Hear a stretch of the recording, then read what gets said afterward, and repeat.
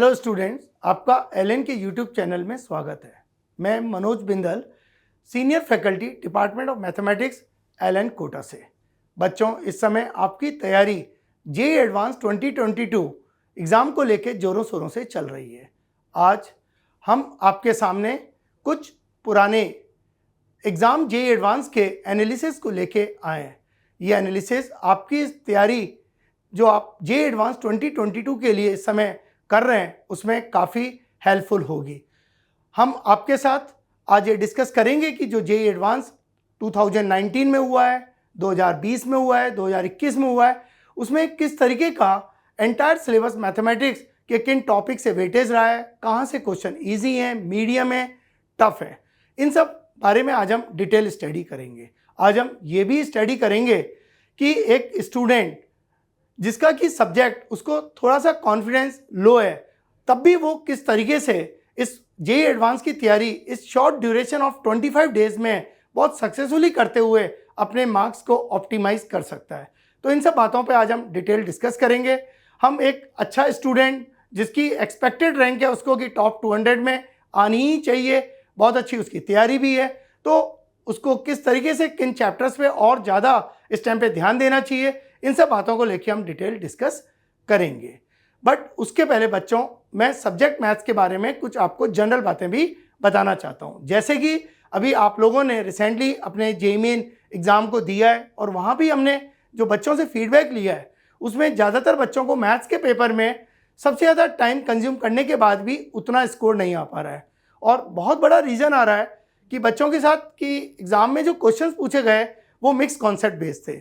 तो बच्चों, कहीं ना कहीं जो जेईई एडवांस का एग्ज़ाम है वो तो आप सबको भी पता है कि उसमें दोनों पेपर में मिला के मल्टीपल करेक्ट क्वेश्चंस आने हैं। मिक्स कॉन्सेप्ट तो जेईई एडवांस में आते ही हैं। तो कहीं ना कहीं आपको इस मैथ्स के पेपर को अटेम्प्ट लेने के लिए किस तरीके से एक माइंडसेट रखना पड़ेगा।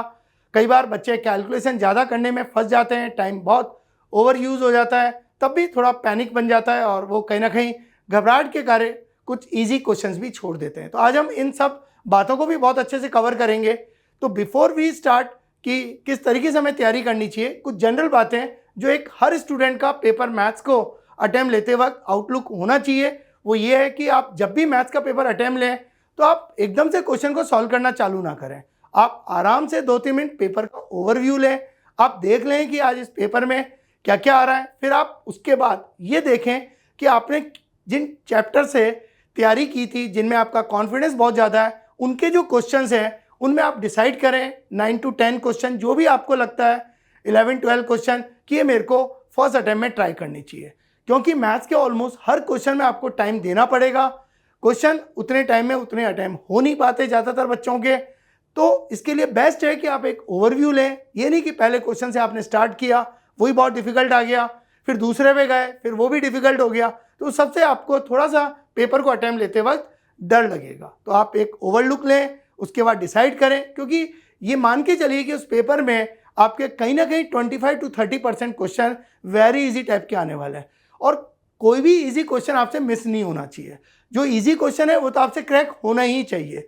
तो सबसे पहले आप उन इजी पार्ट को अटेम्प्ट लीजिए, फिर उसके बाद जो मॉडरेट है उसको अटेम्प्ट लीजिए और कहीं ना कहीं अपने टाइम को इस तरीके से डिवाइड करते हुए इस पूरे पेपर को आप 2-3 राउंड में अटेम्प्ट लीजिए। तो इस तरीके से अगर आप पेपर को अटेम्प्ट लेंगे तो आपको अनडाउटली बहुत ज़्यादा बेनिफिट होने वाला है। कहीं ना कहीं जब बच्चे मल्टीपल करेक्ट क्वेश्चन करते हैं, मैथ्स में हमने देखा मिक्स कॉन्सेप्ट्स आते हैं, किसी एक पर्टिकुलर ऑप्शन को सॉल्व करने में हमें इंडिपेंडेंट कैलकुलेशन करनी पड़ रही है। आपको लग रहा है कि इसको सॉल्व करने में मेरे को 2-3 मिनट की कैलकुलेशन और करनी पड़ेगी, तो आपको अगर उस क्वेश्चन में 1-2 ऑप्शन मिल गए तो आप उन 1-2 ऑप्शन को ईजिली अटेम्प्ट ले लीजिए, उस पर्टिकुलर ऑप्शन को छोड़ते हुए आगे बढ़ जाइए। क्यों? क्योंकि देखिए इस पेपर में सबसे इंपॉर्टेंट ये नहीं है कि आपका क्या नॉलेज है, इसमें मैटर करता है कि उस दिन आपने कितना अच्छा स्कोर किया। आपकी जो सक्सेस है वो आपके मार्क्स पे डिपेंड करती है। कोई भी ये नहीं जानना चाहता कि आप कितने इंटेलिजेंट थे। तो अल्टीमेटली तो आपको मार्क्स लाना है और मार्क्स की परफॉर्मेंस के लिए आपको बिल्कुल भी उस पेपर में पैनिक नहीं होना।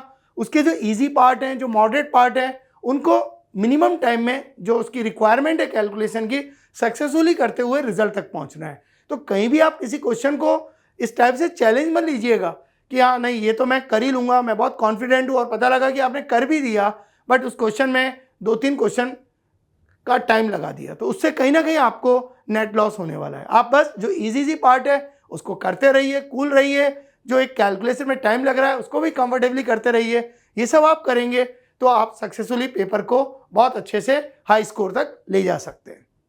अब बच्चों, मैथ्स के लिए क्योंकि ऑलमोस्ट हमारे पास 25 डेज का टाइम बचा है, आप सब जोरों शोरों से इस एग्ज़ाम की तैयारी में लगे हुए हैं, काफ़ी लंबे टाइम से आप इस एग्ज़ाम की प्रिपरेशन कर रहे हैं। तो अब लास्ट टाइम में मैं एक चीज़ और एडवाइस करूंगा, कोई भी अगर ऐसे चैप्टर्स हैं जो आपको थोड़ा सा लगता है कि मैंने कम पढ़े या मेरा मन था कि इनको छोड़ देना चाहिए, तो उन चैप्टर्स को इस समय आपको रिवाइज नहीं करना चाहिए। क्यों? क्योंकि जिनको आपने ऑलरेडी पहले छोड़ रखा था, आपका कॉन्फिडेंस लो है, और अगर आप उन टॉपिक को लास्ट टाइम में करेंगे तो लास्ट टाइम हमारे लिए इंपॉर्टेंट है कि हम किस तरीके से अपने मोटिवेशन को डे बाय डे इंक्रीज करें, ना कि हम अपने मोटिवेशन को डाउन करें, अपने एंथुसियाज्म को डाउन करें। ऐसा आपको बिल्कुल भी नहीं करना है। तो जिन 2 4 5 अगर आपके ऐसे टॉपिक हैं भी जिनमें आपने पहले सोचा था कि हाँ मैं छोड़ दूंगा, तो उन टॉपिक को अब आपको छोड़ना ही है, कुछ भी उन टॉपिक को टच करने की जरूरत नहीं है। और भी बहुत ज़्यादा सिलेबस है और पेपर तो पूरे सिलेबस से ही मिला के आना है आपका। और फिर आज हम अभी डिटेल एनालिसिस में ये भी जानेंगे कि भाई पिछले 3 सालों में किस चैप्टर से क्या ट्रैक रिकॉर्ड रहा है, तो उन सब बातों पे अपन डिटेल डिस्कस करेंगे। तो कुछ भी आपको नया नहीं करना है, जो भी आपने 2 सालों में अपनी इस एग्जाम की तैयारी के लिए प्रिपरेशन की है, उन टॉपिक्स का ही हमें लास्ट में रिवीजन करना है और प्रॉब्लम सॉल्व करनी है। ठीक है, तो चलिए अब अपन जो है इसमें आगे बढ़ते हैं और देखते हैं अपन कि किस टाइप के यहाँ पे एनालिसिस में मैथ्स में पिछले 3 सालों में हमें क्वेश्चंस देखने को मिले हैं। तो देखिए, सबसे पहले हम स्टार्ट करते हैं हमारा चैप्टर फंडामेंटल ऑफ मैथमेटिक्स। अब ये जो फंडामेंटल ऑफ मैथमेटिक्स है, वैसे तो बेसिक चैप्टर है हमारे मैथ्स का, और इसमें अगर हम देखें तो 2020 में हमें यहाँ से एक क्वेश्चन मिला है और 2021 में भी एक क्वेश्चन मिला है। वैसे तो इस चैप्टर में हम जनरल मैथ्स की बात करते हैं, क्योंकि मैथ्स के किसी भी चैप्टर को पढ़ने के लिए हमें एक मिनिमम लेवल चाहिए होता है। तो ऐसा ये जो चैप्टर है, ये 0 चैप्टर है मैथ्स का, और कहीं ना कहीं इसके जो कॉन्सेप्ट्स हैं वो हम कहीं ऑलमोस्ट बाकी चैप्टर में कवर कर लेते हैं। अब हम बाकी चैप्टर की बात करते हैं, एक बार हम इन सब चीज़ों को डिटेल में जान लेते हैं। क्वाड्रेटिक इक्वेशन है। अब क्वाड्रेटिक इक्वेशन में भी अगर हम देखें तो क्वाड्रेटिक इक्वेशन जो हमारा चैप्टर है, उस क्वाड्रेटिक इक्वेशन चैप्टर में यहाँ पे 2020 में हमने एक क्वेश्चन देखा है, और यहाँ पे 2021 में भी हमने एक क्वेश्चन यहाँ पे ऑब्जर्व किया है। क्वाड्रेटिक इक्वेशन वैसे एक जनरल चैप्टर है, बच्चों को आना ही चाहिए अलजेब्रा का, और अभी रिवीजन करते वक्त भी आप इसमें थोड़ा सा इस टाइप के क्वेश्चंस की प्रैक्टिस कर सकते हैं। जो आईआईटी का ट्रैक रहा है कि आपको कोई इक्वेशन दे दी, उसके रूट्स दे दिए, तो आपको relation between roots and coefficients का आइडिया होना चाहिए अच्छे से। Sum of root, product of root, इनके जो रिलेशंस होते हैं वो आनी चाहिए। क्वाड्रेटिक में आपको लोकेशन ऑफ रूट को बहुत अच्छे से रिवाइज करना चाहिए। और जो आईआईटी का हमने ट्रेंड देखा है ज़्यादातर, कई बार वो क्या करता है कि क्वाड्रेटिक या क्यूबिक के अल्फा बीटा, क्वाड्रेटिक के अल्फा बीटा गामा रूट देके वो उसके हायर पावर तक ले जाता है। तो आप उस क्यूबिक या क्वाड्रेटिक में ही उसके रूट को सेटिस्फाई करिए, और वहीं से उसकी जो हायर पावर के एक्सप्रेशन की वो वैल्यू पूछ रहा है उसको फाइंड करने की कोशिश कीजिए, तो उससे काफ़ी हमें फ़ायदा मिलता है। तो बहुत कम टाइम में बच्चे इस टॉपिक को अच्छे से रिवाइज कर सकते हैं। अगर हम लॉग चैप्टर की बात करें तो ऐसा लॉग से कोई क्वेश्चन नहीं है, बट लॉग की जो प्रॉपर्टीज़ हैं वो हमें ऑलमोस्ट कहीं ना कहीं बाकी चैप्टर में भी काम आ सकती हैं। सीक्वेंस के चैप्टर में भी लॉग इन्वॉल्व हो सकता है, कैलकुलस में भी लॉग फंक्शन होता है। तो लॉग की प्रॉपर्टीज़ जो 4-5 होती हैं उनको आप अच्छे से रिवाइज कर लें।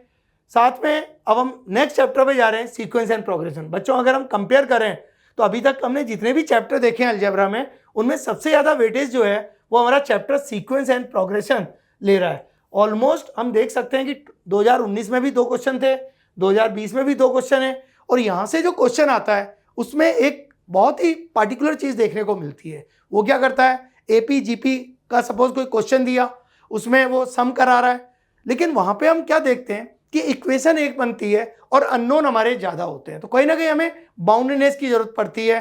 तो वहाँ पे आपको हो सकता है थोड़ा हिट एंड ट्रायल प्रोसेस लगाना पड़े, कुछ वैल्यूज़ देके चेक करना पड़े। तो इस टाइप का एक जनरल ट्रेंड देखने को मिला है। डायरेक्ट क्वेश्चन कम आते हैं, वहाँ कहीं ना कहीं आप इक्वेशन बना लेंगे, इक्वेशन बनाने के बाद आप देखेंगे उसमें आपके 2 वेरिएबल आ रहे हैं और अब आपको किसी एक की वैल्यू पूछ रहा है, तो आप वहाँ पे हिट एंड ट्रायल कीजिए, वैल्यूज़ देना चालू करिए, एन को 1 2 3 4 जैसा भी क्वेश्चन में डेटा है, और वहाँ से आप आंसर को निकाल सकते हैं ईजिली। इस टाइप का यहाँ से क्वेश्चंस का आइडिया आपको मिल रहा है। फिर हम कॉम्प्लेक्स नंबर देखें। जनरली बच्चों को ये टॉपिक वैसे तो बहुत इंटरेस्टिंग होता है, पूरा कोऑर्डिनेट ज्योमेट्री कॉम्प्लेक्स नंबर में आ जाता है। अलजेब्रा कॉम्प्लेक्स नंबर भी बहुत इंपॉर्टेंट होता है, उसमें कॉन्जुगेट, मॉडुलस और आर्गुमेंट की जो प्रॉपर्टीज है वो आपको अच्छे से रिवाइज करनी चाहिए। ट्राइंगल इनइक्वालिटी का ध्यान रखना चाहिए। आगे चल के डी मोइवर्स थ्योरम हो गई, ये हमारा nth रूट ऑफ यूनिटी हो गया। इन बातों का भी आपको अच्छे से ध्यान रखना चाहिए। और लास्ट में जब हम सर्किल की इक्वेशन पढ़ते हैं या parabola, ellipse, hyperbola in terms of complex number पढ़ते हैं तो वो सब आपको आइडिया होना चाहिए। अगर वो सब आपको आइडिया है तो ये बच्चों एक ऐसा टॉपिक है जो हम देख सकते हैं कि 2019 में भी 2 क्वेश्चन देखे गया है, 2020 में भी 2 क्वेश्चन थे और 2021 में भी 2 क्वेश्चन देखे गया है। टॉपिक जो है थोड़ा सा अंडरस्टैंडिंग बेस्ड होता है, बच्चों को रिलेटिवली थोड़ा डाउट रहता है, बट कहीं ना कहीं जिनको पूरे सब्जेक्ट का एक अच्छा ओवरव्यू है वो इस चैप्टर में काफ़ी इंटरेस्ट भी रखते हैं और क्वेश्चन को ईजिली क्रैक कर सकते हैं।